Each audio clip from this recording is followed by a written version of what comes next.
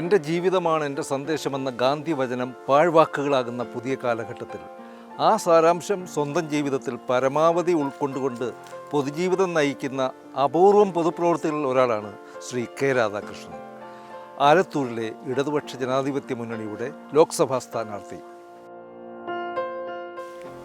ഞാൻ നോക്കുന്നത് ഒരുതരം കാർലോടകം എന്ന് പറഞ്ഞിട്ടൊരു ചെടി അല്ല വള്ളി ഉണ്ടായിരുന്നു, അതെല്ലാം നശിച്ചു പോയിരിക്കുന്നു. കാർലോടകം അത് ആടലോടകം, അതൊരു മുള്ളുള്ള ഒരു ഇതാണ്. അപ്പോൾ അത് നമ്മൾ ഈ ചുമ വരുമ്പോൾ അതിൻ്റെ ഒരു 9 ഇല പൊട്ടിച്ചുകൊണ്ടിരാൻ പറയാം അച്ഛമ്മ. ഇവിടെ ഇരുന്ന ഞങ്ങൾ. അപ്പോൾ അത് പൊട്ടിച്ചുകൊണ്ടുവന്നാൽ ഈ അരി ഇടിക്കും, പറക്കും. അരിയും ശർക്കരയും ഈ ഇലയും കൂടി ഇട്ട് പൊടിയാക്കും. ഇപ്പോൾ രാവിലെ കൊട്ടിത്തരും. അതൊരു 3-4 പ്രാവശ്യം കഴിക്കുമ്പോഴേക്കും ഇത് നമ്മുടെ ചുമ പോകും. അത് ഈ വള്ളി ഇവിടെ ഉണ്ടായിരുന്നു, അതിപ്പോൾ കാണുന്നില്ല. ഈ ഇടവഴിയിലൂടെ യാത്ര വീണ്ടും കടന്നു വരുമ്പോഴേ പണ്ടത്തെ ഈ ഇടവഴികൾക്ക് വല്ല മാറ്റമുണ്ടോ? ഈ ഇടവഴി അങ്ങനെ മാറ്റം വരുത്താതെ നിർത്തിയിരിക്കുന്നത് പുതിയ തലമുറയ്ക്ക് ഇങ്ങനെയൊക്കെ ഒരു സംവിധാനം ഉണ്ടായിരുന്നു എന്ന് മനസ്സിലാവണ്ടേ. ഇപ്പോൾ പല കുട്ടികളും ഇവിടെ വന്ന് നോക്കി പോകുന്നുണ്ട്. ഇങ്ങനെ ഇടവഴി, കുണ്ടൻ ഇടവഴി എന്നാണ് പറയുക. കുഴപ്പമില്ല. പറഞ്ഞാൽ അന്നത്തെ കൗമാര യൗവനങ്ങളുടെ ഏറ്റവും വലിയ പ്രശ്നം വസ്ത്രവും പാർപ്പിടവും ഭക്ഷണവുമായിരുന്നു താങ്കളെ സംബന്ധിച്ചിടത്തോളം. മിക്കവാറും ഉച്ചയ്ക്കൊന്നും ഭക്ഷണം കഴിക്കാൻ പറ്റില്ല. ഞങ്ങൾ ഇവിടെ 7ാം ക്ലാസ്സിൽ പഠിക്കുന്നവരെയാണ് ഉച്ചയ്ക്ക് ഭക്ഷണം കഴിച്ചത്. പിന്നെ ഞാൻ 8, 9, 10 ഡിഗ്രി അങ്ങനെയുള്ള സമയത്തൊന്നും ഭക്ഷണം കഴിക്കാൻ നമുക്ക് കൊണ്ടുപോകാനുള്ള ശേഷിയില്ല.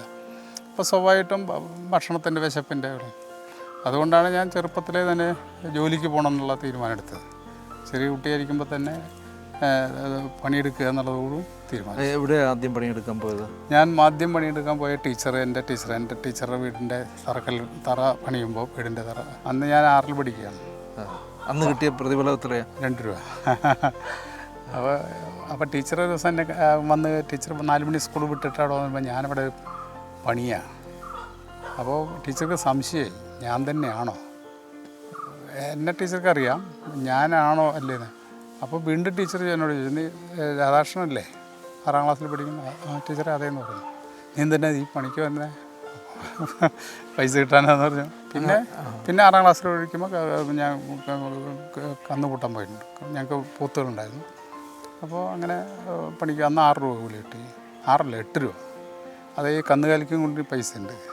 കന്നുകാലികളും പണിയെടുക്കുന്നതാണല്ലോ. അപ്പോൾ അത് കാരണം കന്ന് കൂട്ടാൻ പോയാൽ കൂടുതൽ പൈസ കിട്ടും. സ്വന്തം അമ്മയുടെ പെൻഷൻ വേണ്ട എന്ന് എഴുതി കൊടുപ്പിച്ചത് എന്തിനാണ്? അതെന്താ വെച്ച് കഴിഞ്ഞാൽ പിന്നെ കുടുംബ വരുമാനം ഉണ്ടല്ലോ, എനിക്ക് എൻ്റെ വരുമാനം ഉണ്ടല്ലോ. അത് 1 ലക്ഷത്തിൽ കൂടുതൽ വരുമാനമുള്ളവർക്ക് അർഹതയില്ല. വരുമാനം ഒരു പ്രധാനമാണല്ലോ, നമ്മൾ മറച്ചു വെച്ചിട്ട് ചെയ്യാൻ പാടില്ലല്ലോ.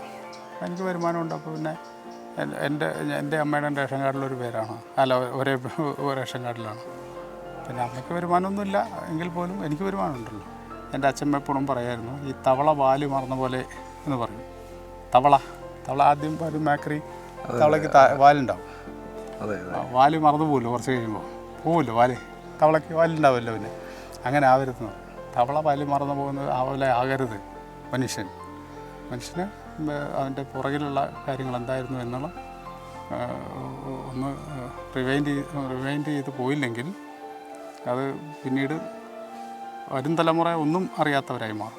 ഇവിടെ നിന്നിട്ടാണ് ഞാൻ മന്ത്രിയായപ്പോൾ ഇവിടെ നിന്നിട്ടാണ് പത്രക്കാർ അന്ന് അച്ഛമ്മയോട് ചോദിച്ചത്, കൊച്ചുമോ പോകുന്നുണ്ടല്ലോ, ഒറ്റ കാര്യമുള്ളൂ അച്ഛൻ പറഞ്ഞുള്ളൂ, പിന്നെ ഒരു തരത്തിലുള്ള അഴിമതി ആരോപണം കേട്ടിട്ട് ഇങ്ങോട്ട് വരരുത്. അത് അത്ര മാത്രമേ ഉള്ളൂ ആഗ്രഹം.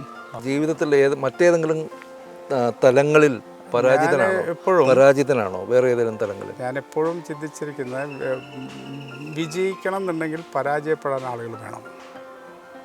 നമ്മളല്ലാതെ വിജയിക്കില്ല. ഒരു വിജയത്തിൻ്റെ പിന്നെ ഒരു പരാജയം ഉണ്ടാവണം. പരാജയപ്പെടാൻ ആരെങ്കിലും ഉണ്ടെങ്കിൽ മാത്രമേ വിജയം സംഭവിക്കുള്ളൂ. ജയപരാജയങ്ങളെ ഏതാണ്ടൊക്കെ തുല്യ അളവിൽ കാണാൻ കഴിയുന്ന ഒരു മാനസിക നില ആർജിച്ച ആൾ എന്ന നിലയ്ക്ക് കൂടിയാണ് കെ രാധാകൃഷ്ണൻ തൻ്റെ സംഭാഷണങ്ങളിലൂടെ സ്വയം വെളിപ്പെടുന്നത്.